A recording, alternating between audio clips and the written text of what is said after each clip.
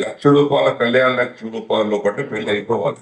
ఇక పోచారం శ్రీనివాస్ రెడ్డి గారు చేసినట్టుగా నేను బీచ్ పెట్టుకుంటా, పాటలు పెట్టుకుంటా, ఓ ఇల్లు అనుకుని చూడు పండుగ అన్నట్టు చూసుకుంటే అప్పుల పాలవుతాను. అప్పుల పాలైన తర్వాత మళ్ళీ మీకు ఎవరు కూడా ఆదుకో, ఉన్న ఎమ్ముకోవాల్సి వస్తే వడ్డీ సరిపోక.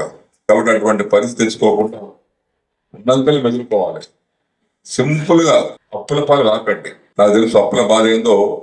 వడ్డీ కట్టలేక వస్తాం మనం. రూపాయి వడ్డీ, రూ. 4 వడ్డీ, రూ. 5 వడ్డీ అవసరానికి కొంచెం తెచ్చుకుంటారు కాబట్టి అట్టించి అవసరం పోకండి. ఉన్నంత మట్టికి మెదులుకుందాం.